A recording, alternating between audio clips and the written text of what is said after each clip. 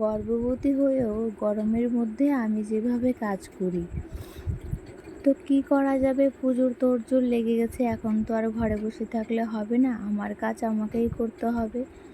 তো রাধে রাধে বন্ধুরা, তোমরা সবাই কেমন আছো? আশা করি তোমরা সবাই ভালো আছো, আর তোমাদের ভালোবাসায় আমিও অনেকটা ভালো আছি। তো দেখো, এখানে আমার শ্বশুর শাশুড়িকে রাখা হয়েছে, আর সকালবেলার এটা 5:30টার ওয়েদারটা দেখো কত সুন্দর লাগছে এই আকাশটা। আর তোমাদের দাদা ভাই এখানে দেখো, ওই আমার মেয়ে না এখানে ওই তারা ফুল গাছ লাগিয়েছে, আর সাইডে আছে সাদা ফুল গাছ। ওখানেই তোমাদের দাদা ভাই দাঁড়িয়ে দাঁড়িয়ে আর বলছিল যে দেখো কত সুন্দর ফুল ফুটেছে। আর তো আমিও তোমাদের দাদা ভাইকে বললাম যাই হোক আজকে ভালো করে পুজো করা যাবে, কারণ অনেক ফুল থাকলে না ভালো হয়, পুজো করতেও ভালো লাগে। আর ঠাকুর ঘরটা দেখবা সাজিয়ে গুছিয়ে পুজো দিলে অনেকটা মনটাও ভালো লাগে। তো দেখো, রান্না করেছিলাম সকালে ডিমের ঝোল, আর এইদিকে পাট শাক দিয়ে করেছিলাম ডাল।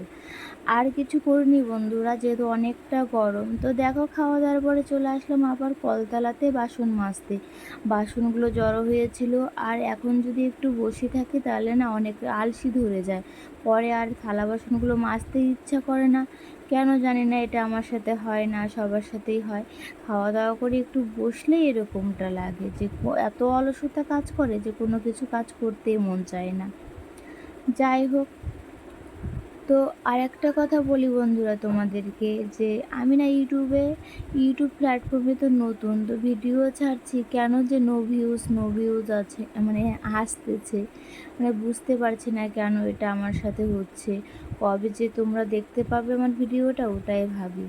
যাই হোক, এটা ভিডিও করা তো আর বন্ধ করবো না ভাবছি, দেখি করেই যাই কবে আমার মানে আমাদের বন্ধুদের কাছে আমার ভিডিওগুলো পৌঁছাবে তাও আমি জানি না। তবুও চেষ্টা করে যাচ্ছি, যদি আমিও সফল হতে পারি। তো থালা বাসনগুলো মেজে চলে আসলাম রান্নাঘরে, এখন থালা বাসনগুলো গুছিয়ে রাখবো। এখন দেখো, থালা বাসনগুলো গুছিয়ে রেখে চলে এসেছি গ্যাসের ওভেনটা যে রান্না করেছি ওটা মুছতে হবে, তো ওটা ভালো করে মুছে দিয়ে আর এখন এই সানসেটটা বেসিনটাও পরিষ্কার করে নিব।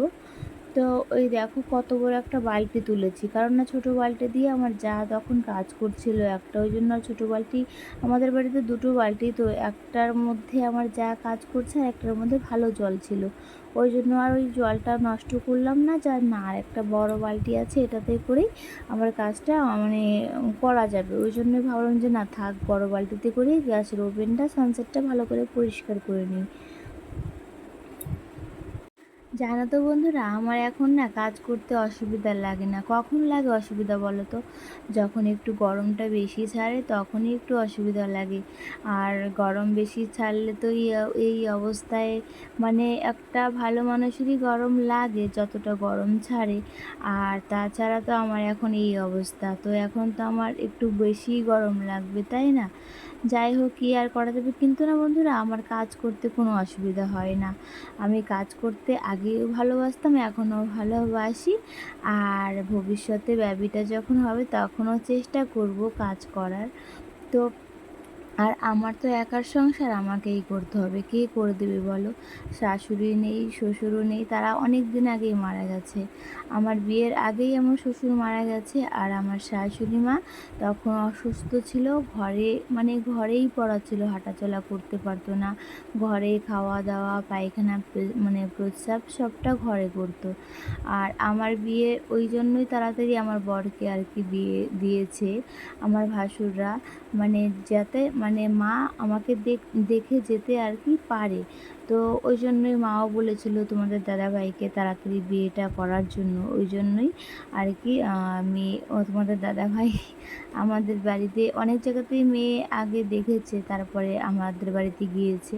তো তারপর থেকে তোমাদের দাদাভাইয়ের সাথে আমার পরিচয়, তারপরে ভালো লাগা থেকে ভালোবাসা, তারপরে এই বিয়েটা হয়ে গেল। যাই হোক, তোমরা আশীর্বাদ করো যাতে আমরা দুজনা এভাবে সারা জীবনের পাশে থেকে আমাদের এই ছোট্ট সংসারটাকে অনেক বড় করতে পারি। আর তোমাদের ভালোবাসা থাকলে অবশ্যই সেটা পারবো, তাই না বলো? আর তো দেখো, আগে তো আমার সংসারে কিছুই ছিল না, আর এখন তোমাদের আশীর্বাদে টুকটুক করে অনেকটাই মানে সফল হতে পেরেছি, অনেক কিছুই করেছি। তো ওই মা না, আমার যে শাশুড়ি মা মা তো আমার বিয়ের 3 বছরের মাথায় আর কি মারা যায়।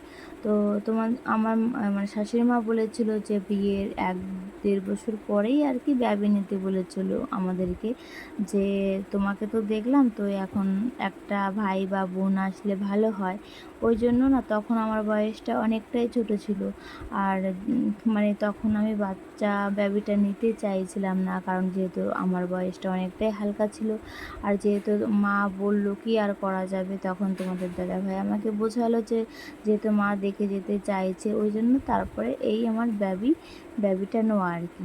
তারপরে এই আমার মেয়ে বর্ষা হয়। তো আমার মেয়ের যখন 3 মাস 3.5 মাস বয়স, তখন আমার শাশুড়ি মা মারা যায়। আমার বিয়ের 3 বছর পরে আর কি শাশুড়ি মা মারা যায়। তো তখন থেকেই মানে একা একাই সব করতে হয়। তো আমার ভাসুর, তোমাদের দাদা ভাইরা 5 ভাই আর কি, সবাই যার যার মতন আলাদা থাকে, আলাদা বাড়ি। আর এদের ভাইদের মধ্যে না অনেকটা মিল আছে, তোমরা কেউ দেখলে বুঝতেই পারবে না যে এরা মানে আলাদা। তো আমার যা যে আছে 4টা, আমাকে দিয়ে 5টা, আমরা সবাই আর কি মিলেমিশে থাকি। আলাদা জায়গায় খেলে কি হবে, আলাদা জায়গায় থাকলে কি হবে, মিল মহব্বতটাই তো মেন, তাই না? আর হ্যাঁ, একটা বাড়িতে থাকতে গেলে টুকিটাকি ঝগড়া হয়, তাই বলে কি সম্পর্কটা নষ্ট করলে চলবে, তাই না? সবাইকে মিলেমিশে থাকতে হবে, ধৈর্য সহ্য সবাইকেই রাখতে হবে। তার জন্য মানে এভাবেই আর কি চলে যাচ্ছে আমাদের, আর এভাবেই যেন থাকতে পারি মিলেমিশে। তো তোমাদের সাথে গল্প করতে করতে দেখো আমার কাজটাও অনেকটা সারা হয়ে গেছে। তো দেখো, এদিকে সামনেতে পুজো, ওই জন্য পুজোর তোড়জোড় চলছে। যেহেতু ঘর বাড়িগুলো এলোমেলো হয়ে থাকলেও ভালো লাগবে না, আর ঘর ঝাড়া পোছা এগুলো তো করতেই হবে। আগে থেকে যদি না করি, তখন পুজোর সামনে এসে গেলে আর আমার অনেকটা চাপ হয়ে যাবে একা একা করতে। ওই জন্য আর ভাবছি, তখন তো পুজোর সময় তো শরীরটা আরোই ভারী হয়ে যাবে, তখন আরও অসুবিধা হবে কাজ করতে। তার জন্য একটু একটু করে সেরে রাখলে আমারই সুবিধা হবে। ওই জন্য টুকটুক করে ঘর ঝাড়াটা আর কি কমপ্লিট করে রাখছি। তাছাড়া আমি প্রত্যেক দিন ঝাড় যখন দিই ঘর, তখন মাকড়সাগুলো যে জাল বাঁধে, ওগুলো আমি মানে ফেলে দিই প্রত্যেক দিনই। ওই জন্য না আমার ঘরে অতটা মাকড়সা জাল মানে পড়ে না। কিন্তু কি বলো বন্ধুরা, মানে আমার ঘরে প্রচণ্ড ধুলো পড়ে, মানে মাকড়সাটা কম থাকলেও না ধুলোটা অনেক। প্রত্যেকে যে আসে প্রত্যেক দিন এই ড্রেসিং টেবিল, শোকেস, আলনা প্রত্যেক দিনই ধরতে গেলে মোছা হয়। যখন আমি চান দান করে ঘরে আসি, তখনই আর কি ভেজা কাপড় দিয়ে মুছে নিই, বা এমনি শুকনো কাপড় দিয়ে অনেক সময় মুছি। কেন তা মানে কি বলবো, কেন তা জানি, মানে লেগেই থাকে ধুলো। ধুলো আসে যে কোত্থেকে বাবা জানি না। তো এটা মানে হয়তো সবার বাড়িতেই হয় এই ধুলোর ব্যাপারটা। যাই হোক, রাস্তার ধারে বাড়ি হলে তো এগুলো হবেই। তো দেখো, এদিকে ঘরটা ভালো করে এখন মুছে নিচ্ছি। আর দাঁড়িয়ে দাঁড়িয়ে মোছার যে একটা লাঠি, ওটাও আছে। ওটাতে না আমার সুবিধা লাগে না, বসতে একটু অসুবিধা হলেও এটাতে ভালো মনে হয় যে না, এটাতে মানে কাপড় দিয়ে যদি হাত দিয়ে ভালো করে মোছা যায়, তাহলে মনে হয় যে না ভালো আর কি পরিষ্কার হয়েছে। লাঠি দিয়ে মুছলে মনে হয় যে না, অতটা পরিষ্কার হয়নি। কেন এরকমটা আমার মনে হয় জানি না বন্ধুরা। তো দেখো, আমার ঘর মোছাটা প্রায় কমপ্লিট হয়ে গেছে, আর ঘর দোর মুছে চান করব। আর যেহেতু সকালে চান করেছি একবার, এখন না যেহেতু গরম পড়েছে, এক একদিন আমার 2-3বারও চান হয়ে যায়। যদিও এই অবস্থায় বেশি চান করা ভালো না, কি করব, তবুও তো গরম লাগে না, ওই জন্য আর ভালো লাগে না, চান করতেই হয়। আর ঠান্ডা জলে চান করলে একটু ভালো লাগে। আর এখন মানে ফ্যানের তলে যদি বসি, ফ্যানের হাওয়াও গরম, আর বাইরে তো একটা গাছের পাতাও 2 দিন থেকে নড়ছে না। আগে যাই হোক টুকিটাকি একটু হাওয়া দিত, এখন তাও আর কি দেয় না। কি আর করা যাবে বন্ধুরা। যাই হোক, ব্লগটা অনেক বড় হয়ে গেল, এখানে আজকের ব্লগটা